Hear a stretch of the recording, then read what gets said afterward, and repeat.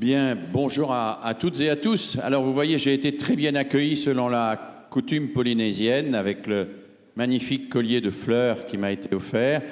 Mais je vais vous demander l'autorisation, sans trop déroger à la coutume, de l'enlever pour la conférence.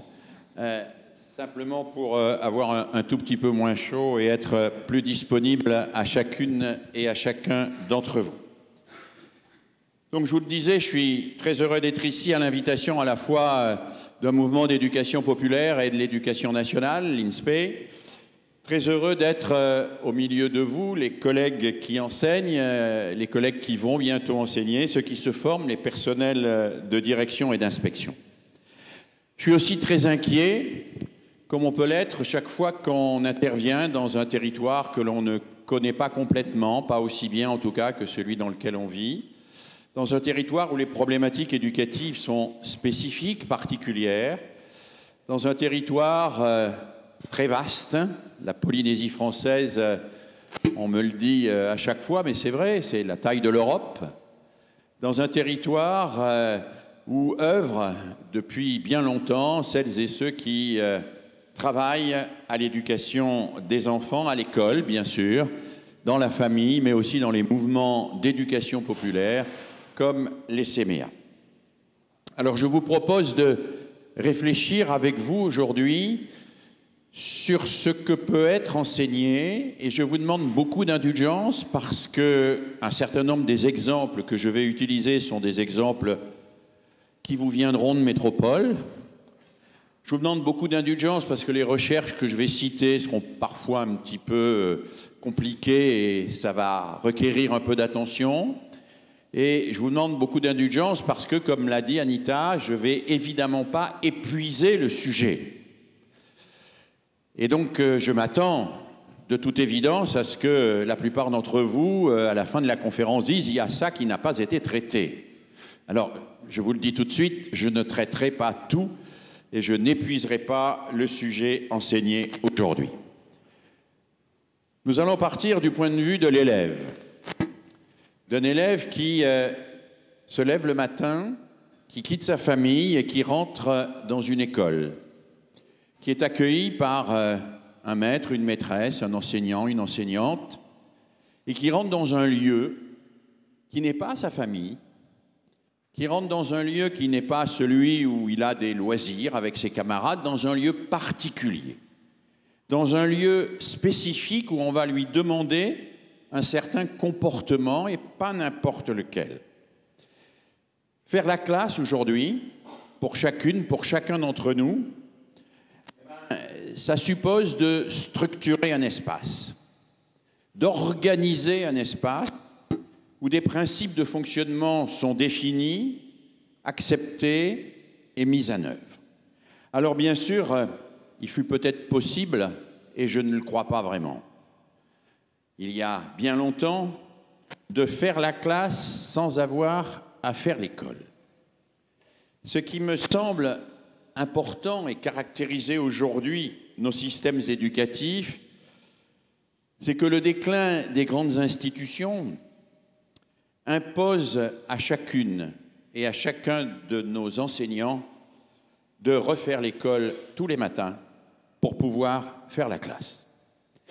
Quand je dis refaire l'école pour pouvoir faire la classe, ça veut dire refaire accepter à chacune et à chacun qu'il est là dans un but précis, qu'il doit obéir à des règles précises qui lui sont proposées, dont on pourra parfois discuter, mais qui ne sont pas, qu'on ne peut pas transgresser systématiquement, et que dans cet espace précis, il y a un comportement à avoir qui n'est pas le comportement que l'on a en famille, qui n'est pas le comportement que l'on a avec des amis, avec des copains, qui est un comportement particulier que nous allons essayer de comprendre, parce que si on ne le comprend pas, eh bien, on croit pouvoir faire la classe, alors qu'en réalité, on n'a pas construit avant ou en même temps les murs de l'école.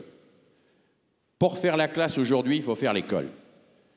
Et à bien des égards, c'est le lot de beaucoup d'enseignants. On imagine, allez, il y a 20 ans, 30 ans, 40 ans, qu'un enseignant pouvait entrer dans la classe et l'école était faite. C'est-à-dire que tous les élèves savaient ce qu'on attendait d'eux. Ils étaient sages, tranquilles, assis.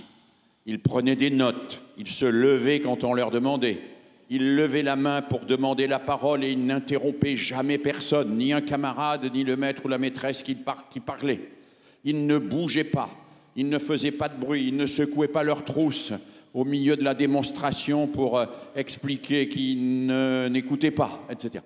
On peut imaginer qu'il fut un temps, les élèves étaient des vrais élèves et qu'avant même d'entrer dans la classe, on avait fait des parfaits élèves.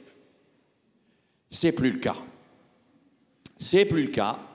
Il faut faire l'école, c'est-à-dire qu'il faut enseigner à l'élève son métier d'élève pour pouvoir lui transmettre des savoirs scolaires, ces savoirs qui vont contribuer à son éducation.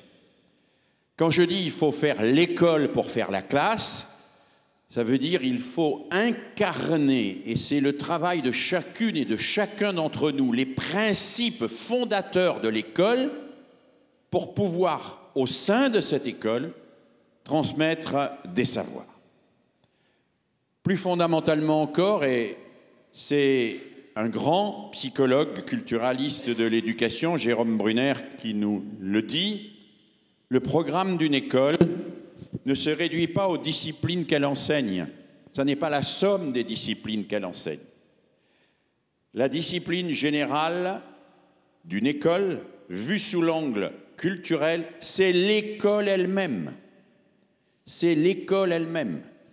C'est ainsi que les élèves la vivent et c'est cela qui détermine le sens qu'elle a pour eux. Qu'est-ce que je fais dans ce lieu-là? Quel sens ça a pour moi? Cet espace particulier où je suis convoqué, où on m'enrôle sans que j'aie à donner mon avis et où je dois néanmoins m'engager volontairement dans les apprentissages qu'on me propose. Quand Jérôme Brunner écrit « Le programme d'une école ne se réduit pas aux disciplines qu'elle enseigne », la discipline principale d'une école, vue sous l'angle culturel en tant que culture, c'est l'école elle-même. Savoir ce qu'est l'école. Et je fais une hypothèse, mes amis. C'est que beaucoup de nos élèves, et en particulier les plus en difficulté, ne savent pas ce qu'est l'école. Ne savent pas ce que l'école attend d'eux. Ne savent pas ce qui est le signe d'un comportement adapté. Et même ne savent pas toujours ce qu'est réussir à l'école. Alors je vous propose d'explorer ce sujet en deux temps. Dans un premier temps, je vais revenir très rapidement sur quelques principes de l'institution scolaire. Quelques principes. Des principes très simples, vous allez le voir. 3 principes simplement. Et puis dans un second temps, j'essaierai de rentrer dans le quotidien du travail de l'enseignant et de me demander comment, dans l'enseignement de toutes les disciplines, mais aussi dans le travail du conseiller principal d'éducation, du directeur ou de la directrice, du principal ou de la principale, mais comment dans ce travail-là, on peut incarner les principes de l'école. Quels sont donc les principes fondateurs de l'institution scolaire? Je vais les énoncer d'abord, et puis je les reprendrai un par un tout à l'heure, mais sans trop les développer, simplement pour que vous les ayez présents à l'esprit. Premier principe, l'école est le lieu de l'acceptation de l'altérité. L'altérité, c'est l'autre. L'autre, c'est pas moi. C'est quelqu'un qui vient d'une autre famille. C'est quelqu'un qui ne pense pas forcément comme moi, qui n'a pas forcément les mêmes amis. C'est l'altérité. L'altérité. L'école est en rupture avec toutes les formes de regroupement affinitaire. Ça veut dire quoi? Ça veut dire que quand on se retrouve dans la même classe, on ne s'est pas choisi. Quand on fait un match de foot entre copains, on se choisit. Quand on va à une fête avec des amis, on se choisit. À l'école, on ne se choisit pas. On est dans la même classe. Et il faut travailler ensemble, même si on ne s'aime pas. Et nul, dans une république, n'est obligé d'aimer quiconque. Si l'amour était une obligation, ce ne serait plus l'amour. Hein? L'amour, on est libre d'aimer qui on veut. Je ne suis donc pas obligé d'aimer mes camarades de classe. Je ne suis pas obligé d'aimer mes professeurs non plus. Je suis dans un lieu qui n'est pas régi par l'affection. Je ne dis pas qu'il n'y a pas d'affection dans l'école. Bien sûr qu'il y a de l'affection dans l'école. Mais ce n'est pas l'affection qui régit l'école. Quand je me retrouve avec des copains, c'est l'affection qui nous régit. C'est le match de foot ou c'est la danse que nous faisons ensemble. À l'école, nous nous retrouvons là. On est à côté de quelqu'un qu'on ne connaît peut-être pas, ou qu'on connaît mais qu'on n'aime pas. Mais on est quand même avec lui et on va devoir travailler avec lui. C'est pas simple, c'est pas évident, c'est un des premiers principes de l'école. Deuxième principe, l'école, c'est le lieu de la recherche, de la précision, de la justesse et de la vérité. Je ne dis pas que c'est le lieu de la vérité. La vérité avec un grand V, il n'y a que les métaphysiciens qui savent ce que c'est. Je dis de la recherche, de la précision, de la justesse et de la vérité. À l'école, celui qui a raison, ce n'est pas celui qui crie le plus fort. C'est celui qui démontre le mieux. À l'école, celui qui a raison, ce n'est pas celui qui impressionne. Ce n'est pas celui qui séduit. C'est celui qui explique et fait comprendre. L'école est le lieu de la recherche de la vérité. Elle est en ce sens en rupture avec toutes les formes de violence comme toutes les formes de séduction. Ce qui fait loi à l'école, c'est la précision, la justesse, la vérité. Précision, précision du vocabulaire. À l'école, on n'emploie pas un mot pour un autre. Voilà. Et on va chercher à trouver le mot juste qui définit précisément ce dont on parle. Et c'est un enjeu fondamental. Précision du vocabulaire, précision des définitions, précision de la démonstration que l'on va faire de ce que l'on croit, de ce que l'on veut dire. Rigueur. Rigueur dans la capacité que l'on a à expliquer et à rendre rigoureux son point de vue, et non pas à dire « c'est comme ça, tu dois l'accepter ». L'école, c'est le lieu où le « c'est comme ça » n'est pas accepté. C'est le lieu où il va falloir expliquer, démontrer.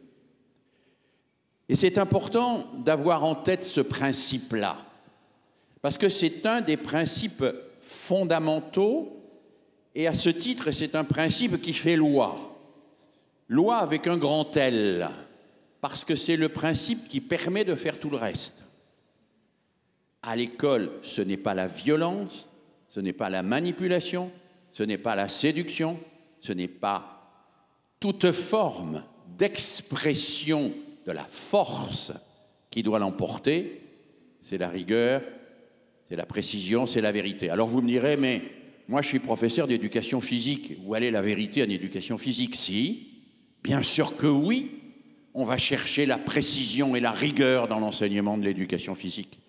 La précision du geste, du mouvement, la précision de l'action motrice, comme disent nos collègues d'éducation physique, qui va être habitée par une intention qui va être comprise et qui va permettre de réaliser le geste juste. Oui, quelle que soit la discipline, l'école est le lieu de la recherche, de la précision, de la justesse et de la vérité. C'est le deuxième principe. Et parce que c'est cela, troisième principe, l'école dans nos pays, dans nos démocraties, c'est le lieu de la construction d'une posture démocratique. Construction d'une posture démocratique. Il n'y a pas de démocratie sans recherche de la précision, de la justesse et de la vérité. Il n'y a pas de démocratie sans capacité de dépasser les conflits pour partager ensemble un certain nombre de choses et construire ensemble des solutions pour le monde. Parce que l'école construit une posture démocratique, elle aide tous les élèves à apprendre en même temps à s'émanciper et à s'associer. S'émanciper et à s'associer. C'est un de mes maîtres que j'ai eu la chance d'avoir à mon jury de thèse il y a bien longtemps, une thèse qui était dirigée par Guy Avanzini, et ce monsieur s'appelait Olivier Reboul, et je vous invite, si vous êtes jeune enseignant, ou si vous vous formez au métier d'enseignant, à lire ses livres, qui, dans un de ses livres, dit « Qu'est-ce qui vaut la peine d'être enseigné ?»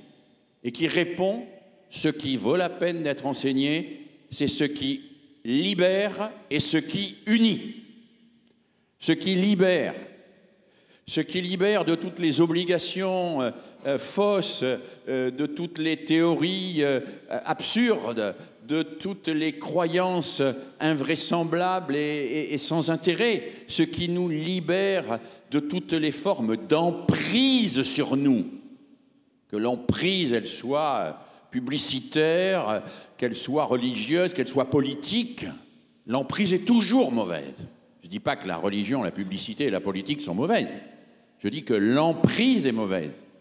C'est-à-dire que si je suis dans une religion, je ne dois pas y être parce que je suis sous l'emprise de quelqu'un. Je dois y être parce que j'ai fait la démarche libre d'y être, ce qui est tout à fait différent. Donc, l'école est le lieu de l'émancipation, là où on se libère. Mais elle est aussi le lieu où l'on découvre comment on va pouvoir s'associer. Parce que l'école, c'est un petit miracle quand même. C'est des gens différents, tous différents, qui ont des histoires différentes, qui ont vécu des événements différents. Alors certains sont accidentés de la vie, d'autres le sont un peu moins. Certains parlent une langue, d'autres la parlent moins bien. Certains ont des problèmes dans tel domaine, d'autres pas. Certains ont une famille qui pense comme ceci, d'autres une famille qui pense comme cela. C'est des êtres différents dont on fait le pari qu'ils vont partager les mêmes savoirs. C'est donc le lieu où on cultive cette chose extraordinaire. Avec de la différence, on fait du même, et ce même fera de la différence parce qu'il permettra à chacun d'être encore plus lui-même. Voilà des principes simples, hein, mais ce sont des principes qu'il faut avoir en tête. Alors, on va les reprendre, mais vraiment très rapidement. L'école est le lieu de l'acceptation de l'altérité. Elle est en rupture avec le regroupement affinitaire, celui qui est fondé sur l'affection. Elle fait rupture donc avec la famille, et il faut l'assumer. Et il faut l'assumer. L'école n'est pas le prolongement de la famille. Ça ne veut pas dire que la famille fait mal son travail. Je dirai demain, et j'insisterai très lourdement sur l'importance de l'éducation familiale. Ça veut dire que l'école, c'est autre chose, que les règles de l'école ne sont pas celles de la famille. Et qu'on va à l'école, excusez-moi l'expression, pour aller voir ailleurs que dans sa famille. Va voir ailleurs si j'y suis, doivent dire les parents. Hein? À l'école. Hein? Voilà. L'école, c'est fait pour avoir une autre vision que celle que notre famille nous a donnée. Non pas parce que celle que notre famille nous a donnée est mauvaise, mais parce que nous avons besoin d'ouvrir le périmètre.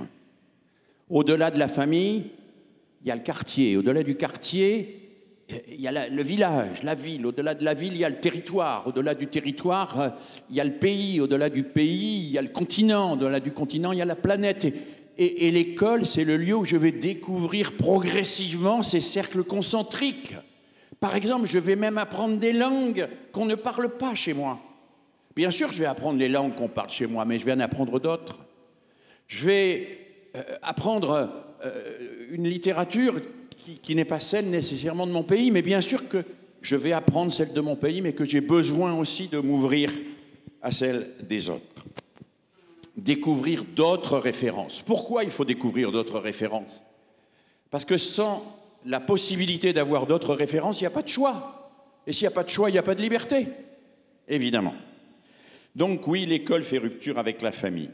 L'école aussi permet d'apprendre à se décentrer. Moi, je suis là, je vais passer de moi à l'autre, de l'autre au groupe, du groupe à la classe, de la classe à l'école, et puis petit à petit, on le disait tout à l'heure, du pays au monde et du monde à l'univers. L'école est le lieu où l'on découvre les solidarités. Je vais découvrir que je suis solidaire, y compris d'êtres qui vivent très loin de moi. Parce que nous sommes solidaires. Parce que la solidarité, mes amis, ça n'est pas d'abord une valeur, c'est d'abord un fait. Nous sommes solidaires. Souvenez-vous, le petit virus, là, hein? Ça nous a montré qu'on était solidaires. Hein? Regardez le réchauffement climatique. Hein? Voyez bien, on est tous solidaires. Hein? On est dans le même bateau. Bien sûr, on a nos petits bateaux, mais tous nos petits bateaux sont dans le même bateau. On est solidaires et l'école va nous permettre de le découvrir. Et puis l'école va nous permettre d'accepter quelque chose de difficile pour un enfant. Non pas l'objectivité, quelque chose que j'appelle l'objectalité du monde. Le monde est là. Il est là et puis il me veut ni bien ni mal, il est là, il est comme ça. Pour illustrer cela, je vous ai choisi une citation d'une nouvelle d'un auteur anglais qui s'appelle Cressman Taylor. C'est un dialogue entre une maman et son petit garçon. Le petit garçon demande « Les poissons, ils nous mangeraient si on était morts ?» Parce qu'auparavant, il faut dire qu'on voyait les poissons dans la rivière qui mangeaient des petites larves. Et la maman répond « Oui, j'imagine. Sous l'eau, les morts deviennent mous, ils ne servent plus à rien, les poissons aident à nettoyer. La seule chose que tu dois te rappeler, et le visage de sa mère devint sérieux, c'est qu'ils ne font pas ça par méchanceté, ils mordent tout, vivants ou morts, ils sont comme ça, voilà tout. Et c'est très important de connaître les choses comme elles sont. Pas comme tu as peur qu'elles soient ou comme tu voudrais qu'elles soient. Ni l'un ni l'autre, comme elles sont. Tu dois découvrir que le monde ne pense pas à toi, qu'il ne rôde pas en attendant de pouvoir te faire mal, même s'il y a beaucoup de gens, surtout des enfants, qui pensent ça et qui ont peur. Le monde n'essaye pas non plus de te faire plaisir. Alors ça, c'est quelque chose qu'un enfant a beaucoup de mal à comprendre et à entendre. Parce que l'enfant, c'est quoi? On va faire un tout petit peu de psychologie basique. Hein. Avant la naissance, il est dans le ventre de sa mère. Formidable, logé, nourri, blanchi. Aucun désir qui ne soit immédiatement satisfait. La naissance, c'est la rupture. Tout d'un coup, on arrive dans un monde où il fait froid, où il fait chaud, où on a faim, où on a soif, où on a envie d'être dans les bras de ses parents. Puis les parents ne sont pas là. Ils font quelque chose. Parce que les parents, ils ont des enfants, mais ils ont aussi d'autres choses à faire que de s'occuper de leurs enfants. Ne serait-ce que pour leur apporter de la nourriture. Ils ne sont pas là. Et je dois l'accepter. Et si maman est en retard, ce n'est pas forcément qu'elle me veut du mal. C'est parce qu'elle est en retard, parce qu'elle a rencontré quelque chose sur sa route qui ne lui a pas permis d'être à l'heure. Et pour l'enfant, ça va être très compliqué, très difficile d'entendre ça, d'entendre que les faits ne sont pas liés à une intention qui serait quelque chose qui voudrait leur bien ou qui voudrait leur mal. De comprendre que les faits sont des faits, voilà. Que le monde, il est là. Et qu'il faut accepter cela. Et donc, il va y avoir un travail énorme à faire, là, qui est compliqué, qui est difficile, qui va se faire en maternelle, et qui va se prolonger tout au long de la scolarité pour se dégager de ce qu'on pourrait appeler ces velléités narcissiques, c'est-à-dire le fait de toujours voir tout à travers son propre prisme, ses propres désirs. Hein? Ces enfants qui pensent que quand la maîtresse les regarde, c'est pour les espionner. Si elle ne les regarde pas, c'est parce qu'elle ne les aime pas. Et si elle regarde ailleurs, c'est parce qu'elle les méprise. Bon, ben, il ne reste pas beaucoup de solutions. Hein. Eh ben non, quand la maîtresse regarde ailleurs, c'est qu'elle regarde ailleurs. Ce n'est pas parce qu'elle ne m'aime pas. Ah. Mais c'est compliqué pour un enfant d'accepter ça. Ça veut dire qu'on va le faire entrer dans une relation au monde qui est une relation à un objet que je vais devoir toucher, comprendre, et qui me résiste. Qui me résiste. C'est une illustration de ce premier principe. Deuxième principe, je vous l'ai dit tout à l'heure, l'école est le lieu de la recherche de la précision, de la justesse, de la rigueur et de la vérité. L'école, elle permet d'articuler objectalité, ce dont je viens de parler, avec ma subjectivité. L'école, elle permet d'accéder à l'exigence du geste précis Et cela à tous les niveaux taxonomiques. J'insiste parce que pour moi, c'est fondamental. L'exigence n'est pas liée au niveau d'études. Hein. Moi, je suis et je veux être aussi exigeant avec un gamin de maternelle qui colorie à l'intérieur d'un dessin que je ne le suis avec un thésard d'université qui fait une thèse sur la philosophie de Hegel et qui emploie un mot plutôt qu'un autre. La précision, elle n'est pas liée à la qualité de l'objet.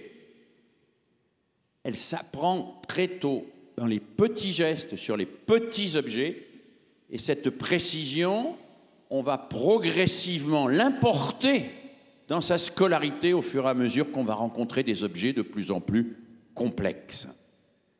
Précision, précis.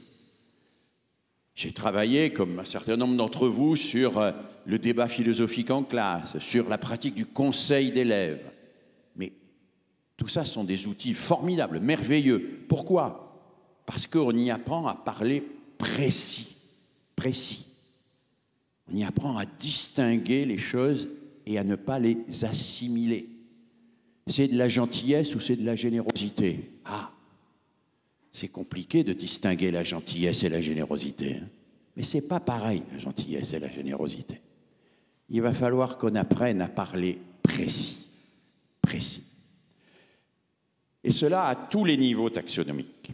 Et puis, l'école, bien sûr, permet de construire des modèles d'intelligibilité, c'est-à-dire de compréhension du monde qui émancipe les personnes de l'immédiateté, du tout de suite, de la pulsion, j'ai envie du caprice, C'est important de libérer l'enfant de ses caprices. Le caprice. J'ai envie d'eux, je dois, je veux, j'exige, je fais pipi par terre, je me roule dedans, et si je n'ai pas satisfaction, je tape des pieds. Le caprice, ce n'est pas la liberté. Hein. Le caprice, c'est la pulsion. La pulsion du corps primaire. La liberté, c'est la réflexion que l'on met en route pour savoir si on a raison ou pas de demander ce qu'on demande. La liberté, c'est le sursis au caprice. C'est la réflexivité plus que le caprice. Et donc, il faut à un moment, on le disait tout à l'heure, que ce ne soit pas la violence qui fasse la loi. Il faut qu'ensemble, on se mette d'accord. Sur cette règle simple, nous sommes là dans un monde particulier, une école, où ce qui va régir nos relations, c'est l'exigence. Ce qui va régir nos relations, c'est l'exigence. Je veux exiger que tu sois précis, que quand tu parles à lui, tu lui dises exactement ce que tu penses, que lui, il reformule ce que tu as dit pour vérifier qu'il a bien compris, etc. Je vais exiger que tu arrêtes de chercher à impressionner, à exercer ton pouvoir sur les autres. Je vais exiger que tu poses ta lance. Et là, une belle citation de quelqu'un de très important, Marcel Mauss, la conclusion de ce petit livre formidable qui s'appelle « L'essai sur le ton », qui d'ailleurs raconte à certains endroits, renvoie à des coutumes calédoniennes et polynésiennes, où il dit, pour commencer, il fallut d'abord poser les lances. C'est ainsi que le clan, la tribu, les peuples ont su, et c'est ainsi que demain, dans notre monde dit civilisé, les classes, les nations et aussi les individus doivent savoir s'opposer sans se massacrer et se donner sans se sacrifier les uns aux autres. Les chroniques d'Arthur, le roi Arthur. Alors, ce n'est pas une légende polynésienne, le roi Arthur, hein, mais on pourrait trouver peut-être des légendes qui ne sont pas très loin de ça. Le roi Arthur. Vous savez, le roi Arthur, il a toute une série de chevaliers autour de lui. Et ces chevaliers, ils passent leur temps à se disputer. Savoir qui est le plus beau, savoir qui est le plus fort, savoir qui aura le plus de terre, etc., etc. Ces chevaliers se disputent tout le temps. Et le roi Arthur commande à un charpentier de Cornouailles une table magique. Cette table magique, elle est ronde. Et quand elle est dans une pièce et qu'on entre dans la pièce, il y a un miracle, c'est que les gens ne se battent plus parce qu'ils laissent leur lance à l'entrée. Alors leur lance, c'est-à-dire la lance qu'ils portent, mais aussi la lance qu'ils ont dans la tête, là, hein. La violence qu'ils ont dans la tête, sans jeu de mots. Hein. Alors regardez ce que dit Marcel Mauss. Les chroniques d'Arthur racontent comment le roi Arthur, avec l'aide d'un charpentier de Cornouailles, inventa cette merveille de la cour, la table ronde, miraculeuse autour de laquelle les chevaliers ne se battirent plus. Ils ne se battirent plus, ils se mirent à se parler. Voilà, ça c'est un miracle. Il est inutile d'aller chercher bien loin quel est le bien et le bonheur. Il est là, dans la paix imposée, dans le travail, en commun et solitaire, alternativement, dans la richesse, redistribuée, dans le respect mutuel, dans la générosité, dans tout ce que l'éducation enseigne. Alors, mes amis, on a un gros problème. C'est qu'on a perdu le charpentier de Cornouailles. Et qu'on a perdu la recette de la fabrication de la table ronde. C'est un gros problème. Heureusement, on a une solution. Les enseignants. Parce que les enseignants, au fond, c'est ça. Leur rôle, c'est quoi? C'est de créer cette table ronde autour desquelles on ne se bat pas, mais on se respecte, on se parle. Quand on entre autour de la table, on laisse sa lance et sa violence à l'entrée. On va parler entre soi. Alors c'est compliqué, hein? Le roi Arthur lui-même, il n'y a pas réussi, hein? Il a eu besoin de Merlin l'Enchanteur. Il a eu besoin du charpentier de Cornouailles. Mais nous faisons l'hypothèse que les enseignants, ça peut être ça. Ça peut être des gens qui créent un espace que quand on rentre, on pose sa lance à l'entrée. Pour pouvoir rentrer dans un espace apaisé, où on peut parler, être exigeant avec ce que l'on dit, ce que l'on fait, ce que l'on croit, ce que l'on démontre. Principe numéro 3, très vite. L'école est le lieu où se construit la posture démocratique. Elle doit permettre aux élèves d'apprendre à s'émanciper et à s'associer. L'école doit apprendre à se libérer de toutes les formes d'emprise pour pouvoir penser par soi-même. C'est la fameuse formule du philosophe Kant. Quand on lui demandait de définir les Lumières, qu'est-ce que les Lumières? Il dit « sapere aude ». C'est du latin. Ce n'est pas du tahitien, mais ça peut se traduire en tahitien. « Sapere aude », ose penser par toi-même. Arrête de faire en sorte que les autres décident pour toi. Voilà. Tu vas oser penser pour toi et prendre tes décisions pour toi, en réfléchissant d'abord. Voilà. Ça, c'est l'émancipation. L'école doit permettre de s'exaucer, de se sortir au-dessus de ses intérêts immédiats pour construire le bien commun. Alors voilà quelque chose de difficile, hein. Une démocratie, ce n'est pas la somme des intérêts individuels. Dans une démocratie, tous les intérêts individuels sont légitimes. Vous avez le droit d'avoir vos intérêts individuels. Mais le bien commun n'est pas la somme des intérêts individuels. Le bien commun, c'est autre chose que l'on construit ensemble. Ben, dans une classe, c'est ce qu'il nous faut apprendre aussi. Oui, tu veux ça, lui, il veut ça, le troisième, il veut ça, le quatrième, il veut ça, le cinquième, il veut encore autre chose. On ne peut pas ajouter tout ça. Il faut qu'on se mette d'accord sur un truc où on est à peu près tous d'accord, quoi. Alors, ça ne va pas être ce que pense lui, ça ne va pas être ce que veut lui, ça va être autre chose. Et on va chercher ensemble quelque chose qui va pouvoir réconcilier tout le monde. Je ne dis pas qu'on va le trouver. Souvent, on ne va pas le trouver, mais on va le chercher. Parce que le chercher, c'est l'essentiel.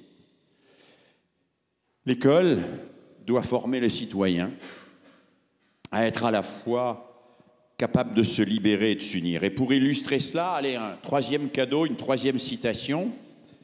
Citation d'un philosophe qui s'appelle Gadamer, qui, quand on lui demande quel est l'objet de l'éducation, à quoi ça sert l'éducation et l'école, répondait qu'on puisse donner raison à l'autre, qu'on doive avoir tort contre soi-même et contre ses propres intérêts. Voilà qui n'est pas facile à comprendre, mais voilà, disait-il, qui est la tâche de l'éducation et de l'école. pas facile tout ça. Alors comme c'est vraiment compliqué et difficile, on va sortir des principes, là je vous ai bassiné avec des principes, et on va rentrer dans des repères, c'est-à-dire dans des choses concrètes. Deuxième partie donc, quelques repères pour la classe. Cette fois-ci, on va sortir des finalités de l'école et regarder les repères pour la classe. Premier repère, afin de permettre à chacun d'apprendre, la classe est organisée comme un espace hors menace. Hors menace. Alors, qu'est-ce que ça veut dire? Ça, c'est un truc. J'emprunte cette expression d'espace hors menace à un psychanalyste que j'aime beaucoup, qui malheureusement nous a quittés, Jacques Lévin, qui désigne le fait qu'on peut dans la classe s'essayer à faire quelque chose qu'on ne sait pas faire sans avoir peur de rater, d'être humilié, d'être mal noté et d'être massacré par une mauvaise note qui vous le collera à la peau toute votre vie. Voilà. Hors menace, ça veut dire qu'on peut s'essayer. Parce que apprendre, mes amis, c'est difficile. Apprendre, c'est faire quelque chose qu'on ne sait pas faire pour pouvoir le faire. Avant de savoir le faire, il faut apprendre à le faire, et pour apprendre à faire, il faut le faire sans savoir le faire. Donc c'est vraiment difficile, ça. C'est vraiment difficile. Et quand vous ne savez pas faire quelque chose, et qu'on vous demande de le faire, il faut qu'on vous propose un espace sécurisé. C'est-à-dire qu'on vous dit, ben, tu peux te tromper, c'est pas grave. Tu peux faire une erreur, trébucher, tu peux bafouiller, c'est pas grave. Tu peux t'emmêler les pinceaux, ne pas y arriver, c'est pas grave. Et moi, parce que je suis ton professeur, je te garantis, c'est difficile, que personne ne va se moquer de toi, parce que tu n'y seras pas arrivé. Ni moi, ni un de tes camarades. C'est compliqué, ça, hein? Garantir l'espace hors menace. À l'école, on ne doit pas être menacé parce que l'école est un lieu où il faut s'engager. Allez, tu vas écrire un poème et le lire devant toute la classe. Ouh là là là là là. Il n'a jamais écrit de poème, il n'a jamais dit quelque chose devant toute une classe. Vous vous rendez compte le stress que ça représente? Si on ne lui garantit pas qu'il n'y aura pas un idiot au fond de la classe qui va lui dire je ne sais trop quoi, si on ne lui garantit pas qu'il pourra bafouiller sans être humilié, ben il va rester assis, il va se taire. Et il va intérioriser l'idée que c'est un incapable, qu'il est un incapable. Ça, c'est quelque chose de très fort pour moi. La classe est un espace hors menace. Pourquoi? Parce qu'on ne peut apprendre que si sont suspendues les menaces de l'humiliation, les menaces de l'identification de la personne et de ses actes. Tu as fait ça, tu t'es trompé, tu te tromperas toujours. Les menaces de l'aspiration par la production, tu as fait ça, tu n'y arriveras pas. Toutes ces menaces qui font que la personne va se censurer elle-même, se censurer. Et parmi les menaces qu'il faut suspendre, il y a bien sûr celle d'une évaluation purement sanction. Une évaluation qui consiste à dire tu as échoué, je te mets 4 sur 20, ou 6, ou 12. 12 si tu es moyen, 16 si tu as très bien réussi, mais bon, alors t'arrêtes là. Ça, c'est une menace, et c'est une identification de quelqu'un avec ses actes. C'est pas ça le rôle de l'évaluation scolaire. Hein. Le rôle de l'évaluation scolaire, c'est d'aider quelqu'un à faire mieux que ce qu'il sait déjà faire. C'est d'aider quelqu'un à faire ce qu'il ne sait pas déjà faire. Et je cite souvent cette phrase de quelqu'un que j'ai eu la chance de rencontrer, de côtoyer, Albert Jacquard, qui disait « L'évaluation n'est pas faite pour savoir si je suis meilleur ou moins bien que les autres, elle est faite pour devenir meilleur que soi-même. Elle n'est pas faite pour savoir si je suis meilleur ou moins bon que les autres, elle est faite pour devenir meilleur que soi-même. Dire si je t'évalue, c'est pas pour te dire tu es 3e, tu es 5e, tu feras ça. Non, c'est pour te dire voilà ce que tu es capable de faire maintenant et je vais te donner des conseils et avec ces conseils, tu vas pouvoir te dépasser, c'est-à-dire faire autre chose. Faire autre chose. Faire mieux. Aller jusque à la perfection, au chef-d'œuvre. Parce que quand vous formez un plâtrier, quand vous formez un potier, quand vous formez un maçon, si le maçon, le mur tombe, et que vous lui mettez 2 sur 20 parce que son mur est tombé, et que vous lui dites maintenant ça va, on a fini, on s'arrête là, vous n'êtes pas un très bon formateur de maçon, hein? Si vous voulez former efficacement le maçon, vous lui apprenez à faire en sorte que son mur ne tombe pas. Vous ne vous contentez pas de lui dire « ton mur est tombé, je te mets 2 et je ne te laisse pas passer en classe supérieure. Hein » Vous lui dites « on va recommencer, on va remettre l'ouvrage en chantier ». C'est-à-dire on va aller jusqu'à quelque chose que tu pourras toi-même apprécier, dont tu verras la qualité. Et tu pourras voir toi-même que tu t'es dépassé parce que tu seras fier de ce que tu as fait. Donc l'évaluation, ça va être ce qui rend l'autre fier de ce qu'il a fait. Pas ce qui lui fait honte, ce qui le rend fier, ce qui est complètement différent. Premier repère, très simple. Deuxième repère. Dans la classe, dans une classe, il y a des temps et des lieux qui sont spécifiés et qui correspondent à des activités à mettre en œuvre. Des activités qui renvoient elles-mêmes à des comportements attendus. Et pour cela, la classe, comme toutes les activités humaines, ont besoin de rituels. Et ces rituels, ils ont pour objectif de faire émerger ce que nous appelons des postures mentales. Qu'est-ce que c'est ça, des postures mentales? Quand vous rentrez dans une salle de cinéma, vous adoptez une posture mentale qui est de, globalement, à peu près ignorer votre voisin, sauf dans des cas très spécifiques, qui est de regarder le film et de ne pas vous manifester avant la fin du film. Une posture. Quand vous rentrez dans un repas de famille, ce n'est pas la même posture. Hein. Vous allez causer, interrompre, tout ce que vous voulez. Quand vous rentrez dans un bistrot avec des copains, ce n'est pas la même posture. Quand vous rentrez dans une bibliothèque pour travailler, ce n'est pas la même posture. Quand vous rentrez dans une église pour prier, ce n'est pas la même posture. Quand vous rentrez dans un tribunal pour plaider, si vous êtes avocat ou parce que vous êtes accusé, ce n'est pas la même posture. Quand vous rentrez sur un tatami de judo, ce n'est pas la même posture que quand vous entrez dans une classe. Pourquoi? Parce que nos activités humaines, elles ont besoin d'un cadre qui les porte et qui fait basculer notre conscience pour qu'elle devienne disponible à l'activité que l'on met en œuvre. Et un des problèmes aujourd'hui de nos élèves, de vos élèves aussi, c'est l'attention, être attentif.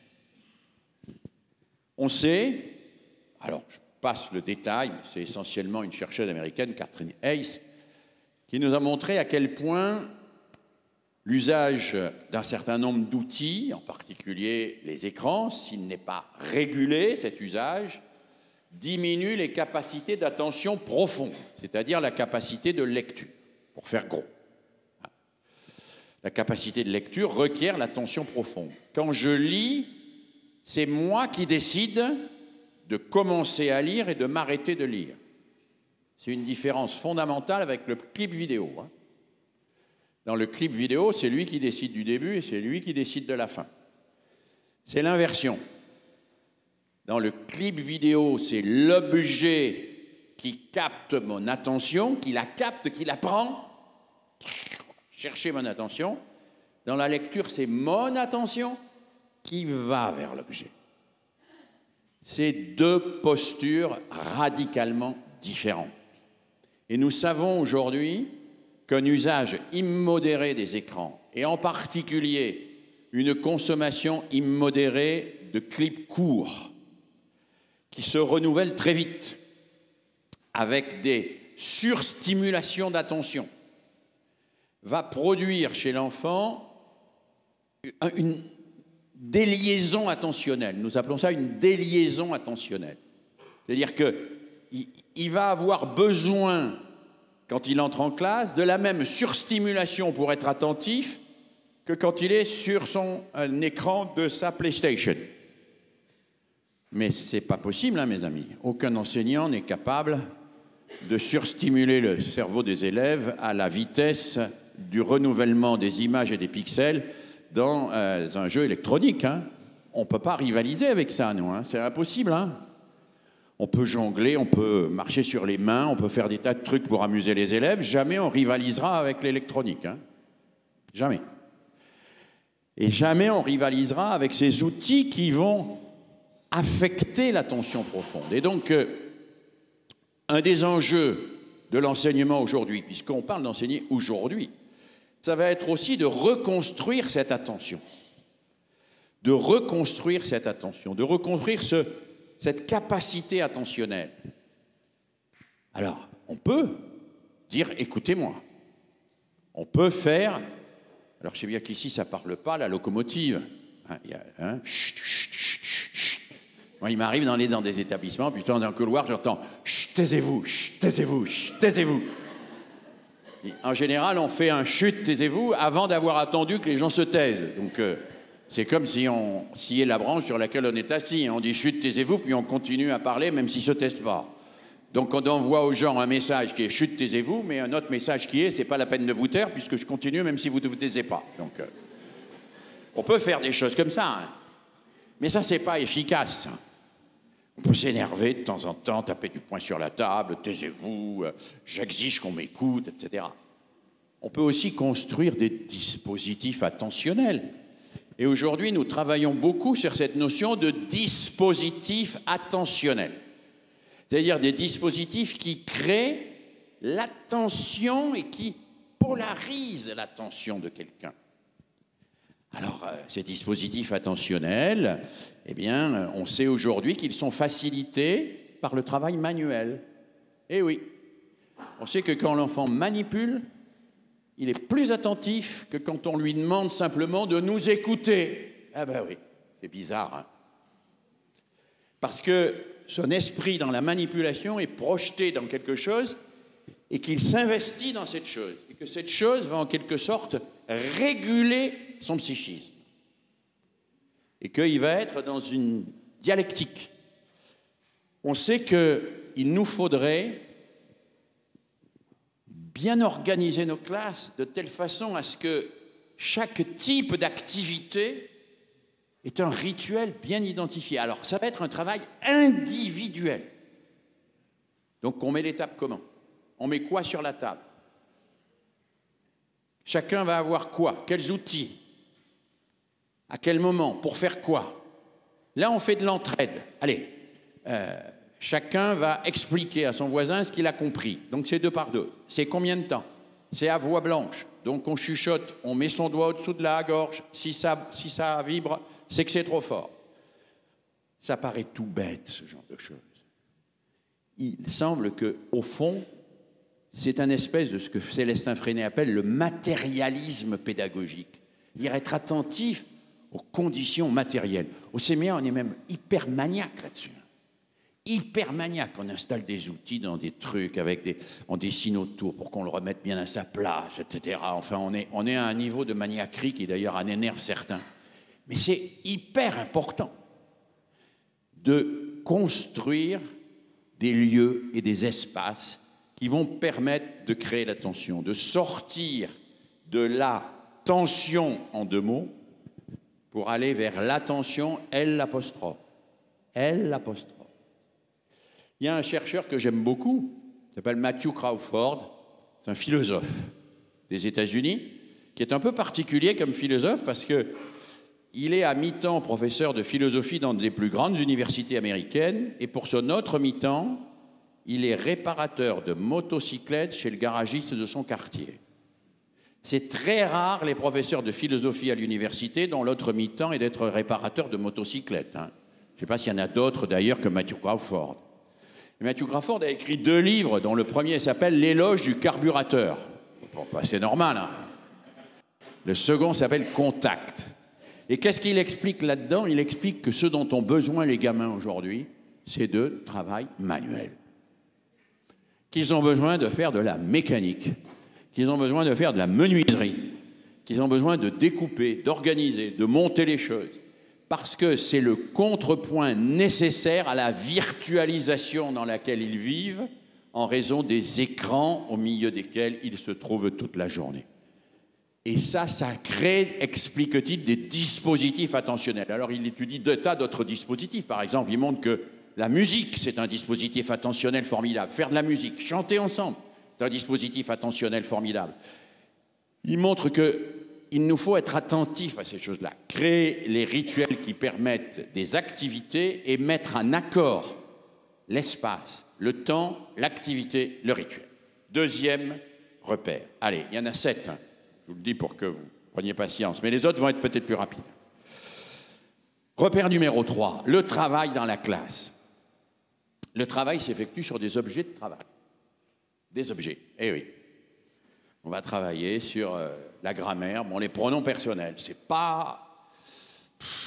les pronoms personnels, c'est pas...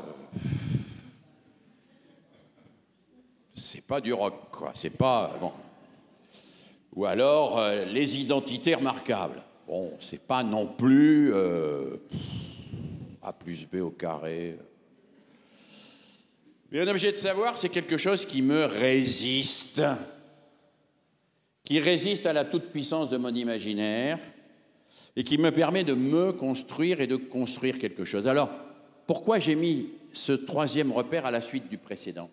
Parce que, comme nous le dit Matthew Crawford, quand l'enfant fabrique avec ses mains, et là vous avez une richesse culturelle formidable ici en Polynésie, quand l'enfant fabrique quelque chose avec ses mains, eh bien il rencontre la résistance des matériaux. Parce que dans le jeu électronique, les gens se relèvent quand ils sont morts. Hein. Quand vous travaillez avec du bois, ben, si vous cassez, il est cassé, quoi. Et puis, le bois, il faut faire avec, quoi. Hein. Il faut prendre en compte le bois, quoi. Il faut prendre en compte la résistance. Et celui qui va être capable de faire un bel objet avec du bois, parce qu'il aura éprouvé la résistance du bois, c'est le même qui sera capable de bien s'incorporer la théorie de la relativité générale d'Einstein, parce que ça va lui résister aussi. Le savoir, c'est ce qui nous résiste. Résistance. Moi, je fais toujours l'éloge de la résistance. D'abord parce que les grands résistants ont beaucoup de choses à nous apprendre. Ensuite, parce qu'en physique, vous savez, la résistance, c'est très intéressant. Hein. La résistance dans l'ampoule, c'est ce qui fait passer le courant et ce qui éclaire. Clair, pourquoi? Parce que ça résiste au passage du courant. Hein. Donc, c'est la résistance qui éclaire. Il faut toujours se souvenir que c'est la résistance qui éclaire. Hein. Quand les choses nous résistent, quand elles sont difficiles, eh bien, ça nous éclaire et ça nous aide à aller plus loin. Et puis, on se met en jeu, là. On va s'exprimer au sujet de ça. Et c'est quelque chose, à mes yeux, de très important. Et puis, toujours dans le prolongement de cela, repère numéro 4, la présence et l'arbitrage des objets permettent de pacifier la relation pédagogique. On l'a un peu dit déjà. Ils lestent les conflits d'opinion et confèrent à la parole du maître sa véritable autorité. La classe est un lieu où la vérité d'une parole n'est pas relative au statut de celui qui l'énonce. C'est-à-dire que même si c'est moi l'enseignant qui dit, c'est pas parce que c'est moi l'enseignant qui dit que c'est vrai. C'est vrai parce que c'est vrai, pas parce que c'est moi qui le dis. Ça peut paraître anecdotique, cette affaire-là, mais c'est très important. C'est très important parce que ça veut dire qu'il va falloir utiliser l'arbitrage des objets. Il m'est arrivé dans ma carrière de m'occuper d'un peu de recherche pédagogique et j'avais promu une opération qui existe toujours, qui a moins de succès aujourd'hui qu'avant, qui s'appelait la main à la pâte. Vous avez peut-être rencontré cette opération, la main à la pâte. La main à la pâte, c'était un prix Nobel, Georges Charpak, je me souviens, dans mon bureau, qui était venu me présenter la main à la pâte pour que l'institut que je dirigeais puisse le promouvoir. Et Georges Charpak me dit, tu comprends, quand il y a 3 ampoules, 4 fils et 2 prises de courant, celui qui a raison, c'est pas celui qui crie le plus fort, c'est celui qui branche les ampoules, les fils et les prises de courant de telle manière que les ampoules s'allument, quoi. On va pas chipoter. Si les ampoules s'allument, c'est bien. Si les ampoules ne s'allument pas, il a tort. Bon. C'est l'arbitrage de l'objet. L'objet arbitre. Voilà. Il arbitre et ça sérénise beaucoup les choses, quoi. Hein? Ça marche. Quand ça marche, bah, effectivement, ça a marché. Et donc, avec cet arbitrage de l'objet, on pacifie la relation. Si je me permets d'insister là-dessus, c'est parce que ceci nous renvoie au statut de quelque chose de très important qui est l'autorité. On parle souvent de l'autorité des enseignants. Et l'enseignant fait autorité. Il incarne une autorité. Il n'a pas le pouvoir. Il incarne une autorité. C'est très différent, le pouvoir et l'autorité.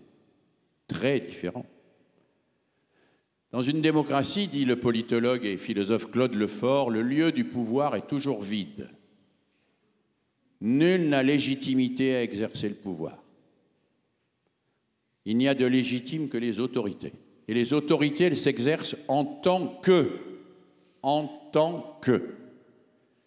Parce qu'elles sont liées à des responsabilités.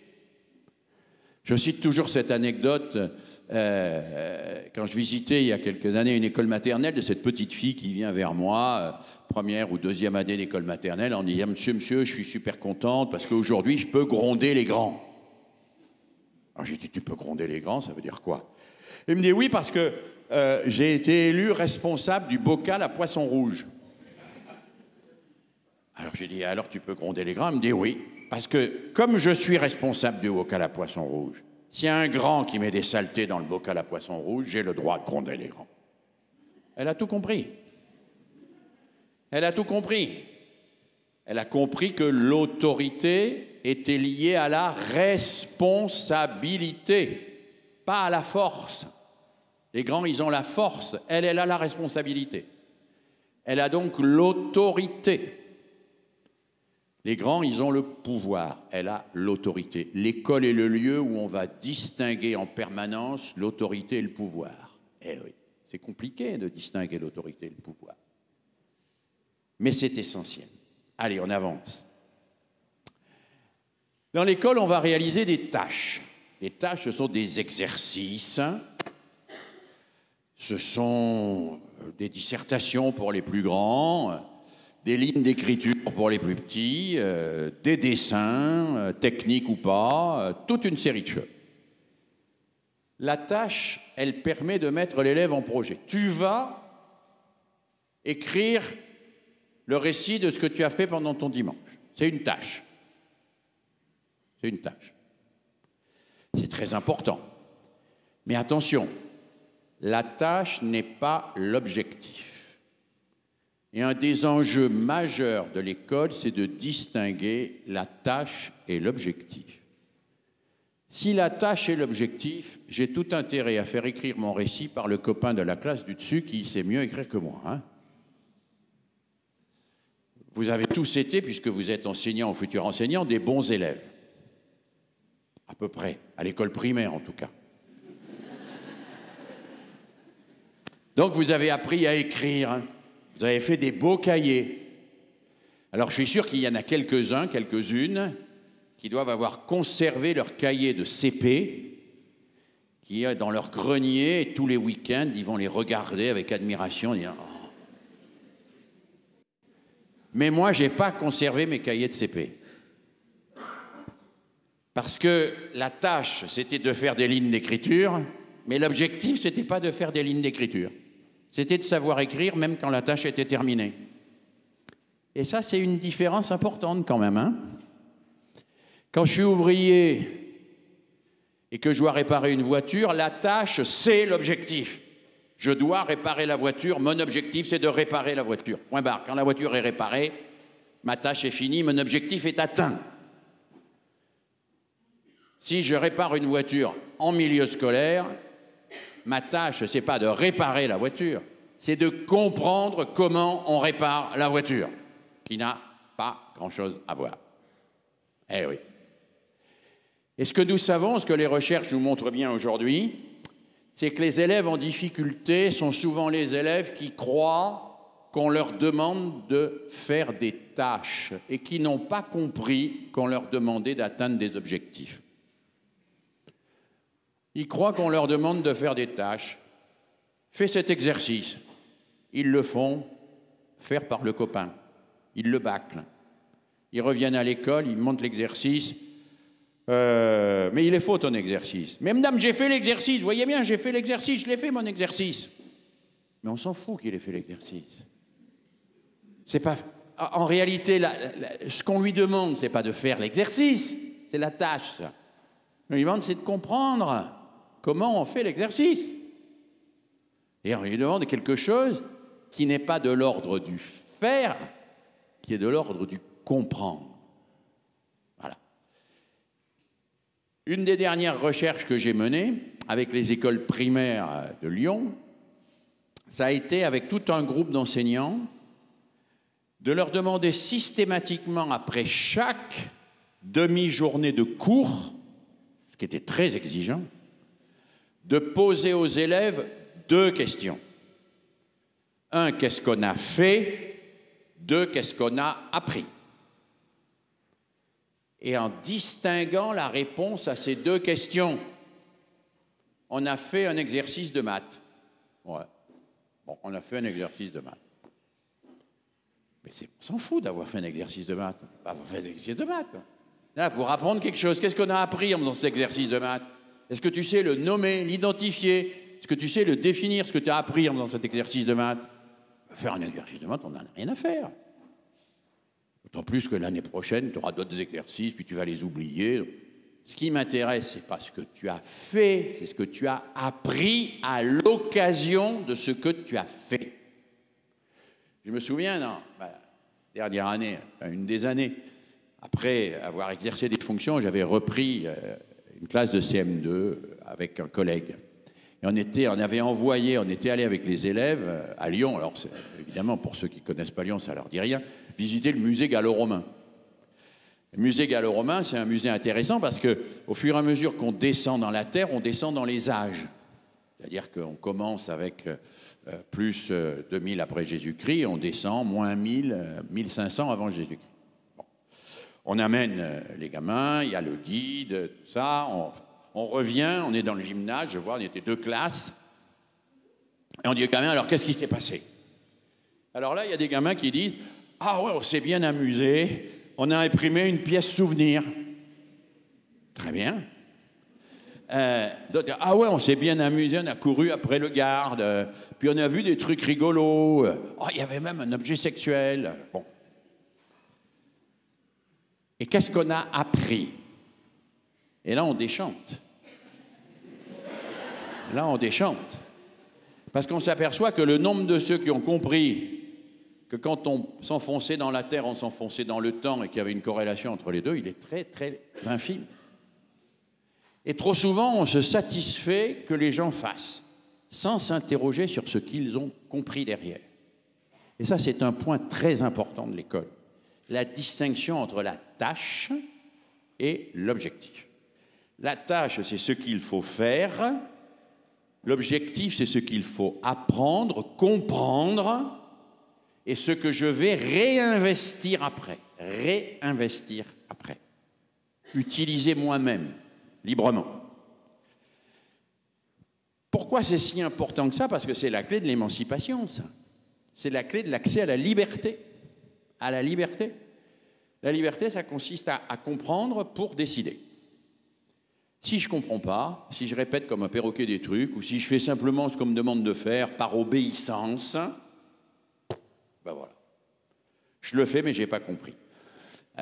Mes collègues de Paris 8, depuis longtemps, travaillent sur cette question. Et l'équipe ESCOL en particulier, elle montre d'une manière extrêmement précise à quel point les élèves les plus en difficulté socialement, ils croient que ce que l'école leur demande, c'est de faire.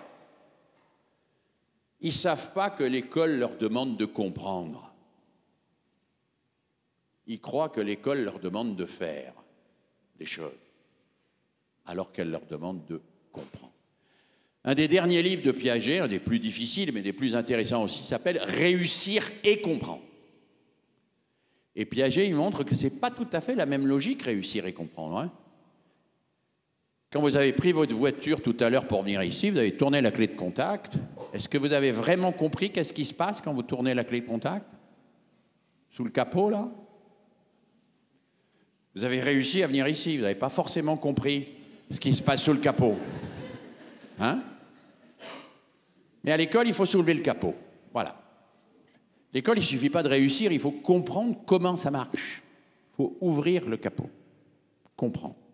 Et il faut trouver du plaisir à comprendre et pas simplement à réussir. Et ça, c'est un vrai enjeu du boulot d'enseignant. Donner du plaisir à comprendre. Bon sang, j'ai compris, quoi. Hein, le commissaire Bourrel, personne ne s'en souvient, vous êtes tous trop jeunes, mais moi, quand j'étais jeune, il y avait comme bon sang, mais c'est bien sûr, je comprends, ça y est, il y a quelque chose. Ah, ça y est, je comprends. Il y a du plaisir, tout d'un coup, on comprend comment ça marche, ça y est. C'est ce plaisir-là qu'on va faire découvrir. Et ce plaisir de la compréhension, il est contagieux. Quand on a trouvé du plaisir à comprendre quelque chose, on aura du plaisir à comprendre d'autres choses. C'est évidemment quelque chose de fondamental. Je me permets d'insister là-dessus parce qu'on a actuellement une grande expérimentation en métropole sur ce qu'on appelle les livrets de découverte ou les carnets de découverte, c'est-à-dire le fait de permettre, et pas simplement à l'école primaire, mais dans le collège et même dans le lycée, d'avoir un carnet où on met précisément et régulièrement tout ce qu'on a compris, les découvertes qu'on a faites, et qui sert qu'on va revisiter de temps en temps, pour voir si on a oublié ou pas oublié, et qui constitue une espèce de mémoire des compréhensions et des apprentissages. Et on s'aperçoit que c'est extrêmement efficace. C'est extrêmement efficace parce que ça permet aussi de reformuler. Reformuler. Voilà une chose essentielle. Et c'est compliqué, reformuler. Hein, parce que j'explique, je ne sais pas, le passé composé. Allez, la différence entre le passé composé et l'imparfait, je l'explique. Il faisait nuit, tout d'un coup, j'ai vu un chat. Vous avez compris, il faisait nuit, ça dure, j'ai vu un chat, c'est immédiat, bon. Qui, j'explique, tout le monde a compris? Oui. Julie, réexplique. Julie a compris. D'ailleurs, je l'ai interrogée parce que je sais qu'elle a compris. Hein? Parce que ça me permet comme ça d'aller plus vite. Donc, Julie réexplique, elle a compris. Très bien, vous avez compris, on passe au suivant. Pas au suivant élève, au suivant autre chose à apprendre. Seulement, ça veut dire que si sur les 24, il n'y a que Julie qui a compris, il y en a 23 qui n'ont pas compris. Hein. Parce que la seule manière de savoir si on a compris, c'est de reformuler soi-même. Hein. Alors vous me direz, c'est compliqué, on ne peut pas faire reformuler 24 personnes les uns à la suite des autres. Non, mais on peut les faire se formuler 2 par 2, par exemple. Allez, vous reformulez chacun votre voisin et vous corrigez votre voisin. Vous vérifiez, puis allez, on change. Prenez un autre voisin pour vérifier. Qui est-ce qui a compris? Qui est-ce qui n'a pas compris maintenant? On peut croire avoir compris, si on n'est pas capable de reformuler ce qu'on a compris, on n'a pas compris. C'est très simple. C'est pour ça que l'entraide entre élèves est si efficace. Parce que quand un élève qui a compris, ou qui croit avoir compris, explique à un autre, non seulement il fait progresser l'autre parce qu'il lui explique des choses dans son langage, mais il progresse lui infiniment parce que grâce à l'ignorance de l'autre, il va être obligé de creuser son propre savoir et de le maîtriser mieux.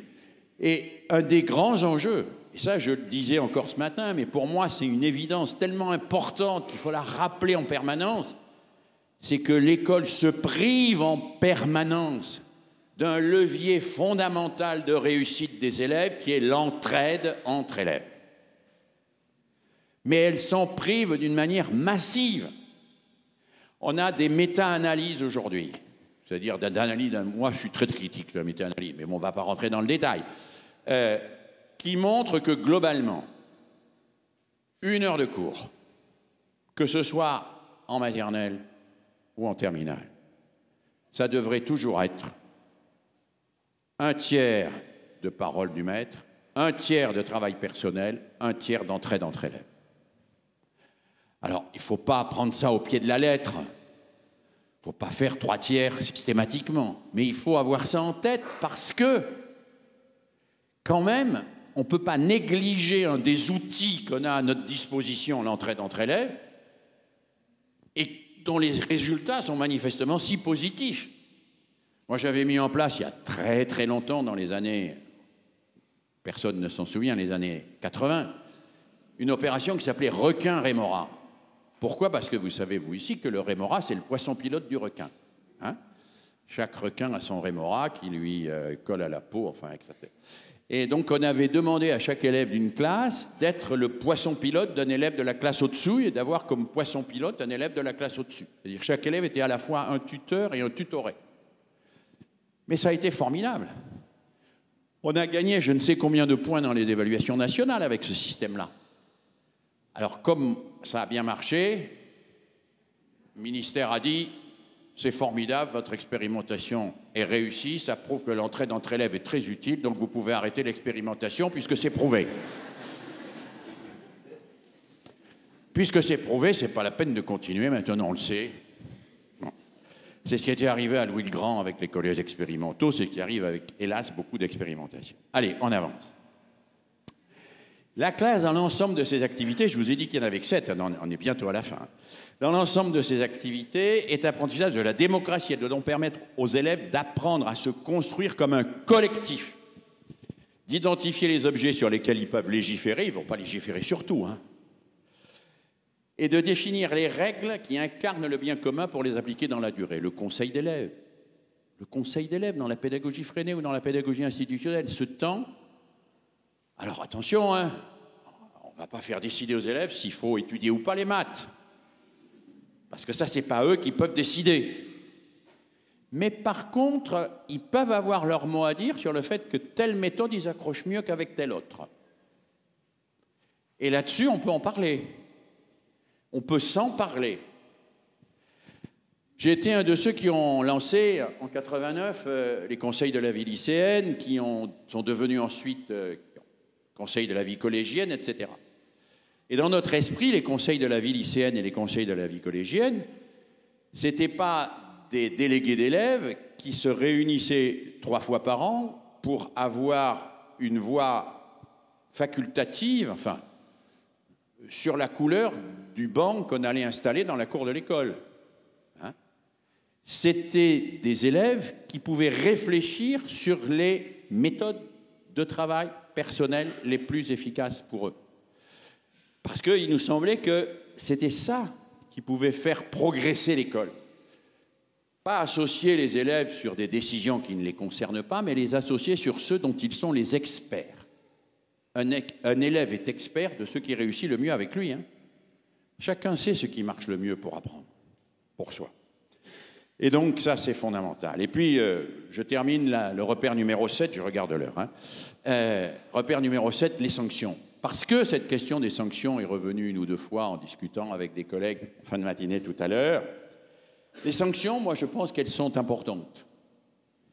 Et qu'il faut voir ce mot sanction, pas simplement dans le sens négatif d'ailleurs. On peut sanctionner positivement. Mais il faut se rappeler une vérité que les premiers républicains avaient très bien formulée. Je crois que c'est Condorcet qui disait « C'est la faute qui exclut, c'est la sanction qui intègre. » Attendez, c'est la faute qui exclut, c'est la sanction qui intègre. Condorcet. Par la faute, en faisant quelque chose, je m'exclus du collectif. C'est la sanction qui intègre, c'est la sanction qui m'intègre dans le collectif. Par la sanction, je m'intègre dans le collectif, je me réintègre dans le collectif.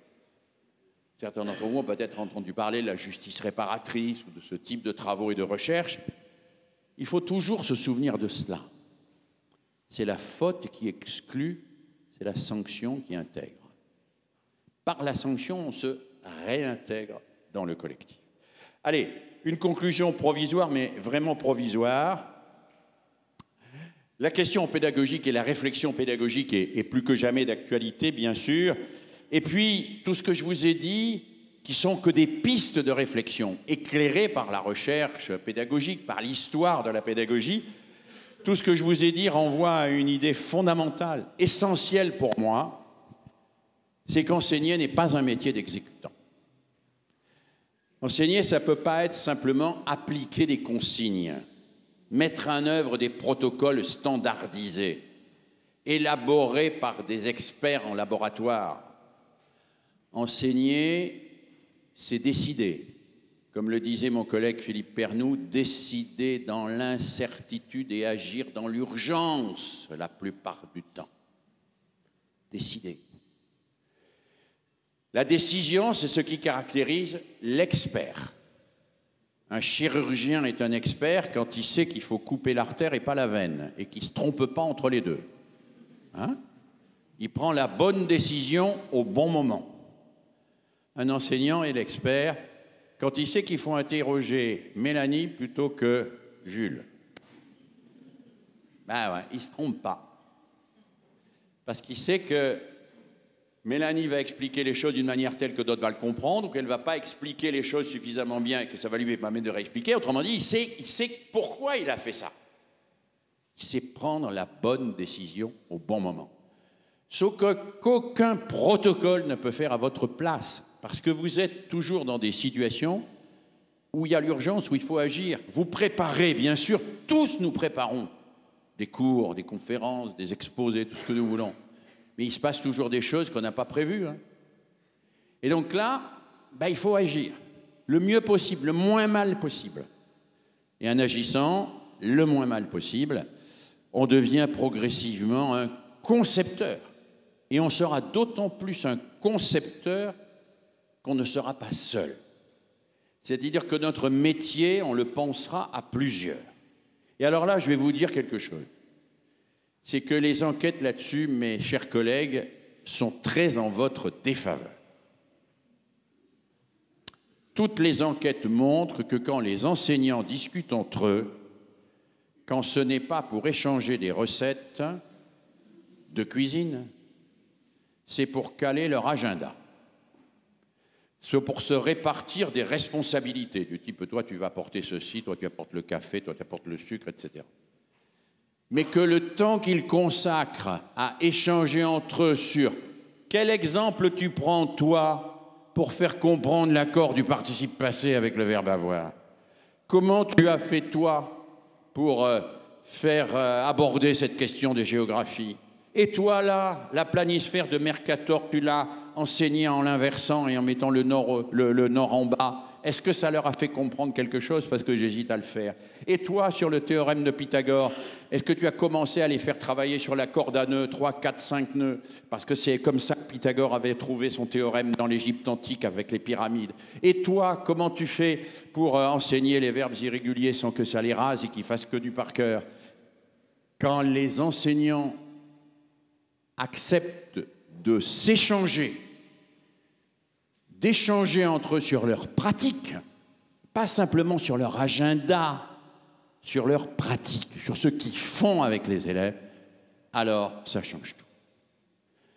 C'est un monsieur que j'ai beaucoup aimé, Michael Huberman, qui disait deux collègues qui se donnent un tuyau dans la cour de récré ou dans le couloir sur comment expliquer telle chose aux élèves, c'est presque aussi important et aussi décisif que la lecture d'un livre de Piaget. Alors, il exagérait Il exagérait, mais il dit quelque chose de très vrai que toutes les recherches confirment, à savoir que pour être expert dans des situations difficiles aujourd'hui, il ne faut pas être tout seul. Et il faut accepter de regarder en groupe nos pratiques, de partager nos difficultés et nos problèmes pour pouvoir partager nos solutions.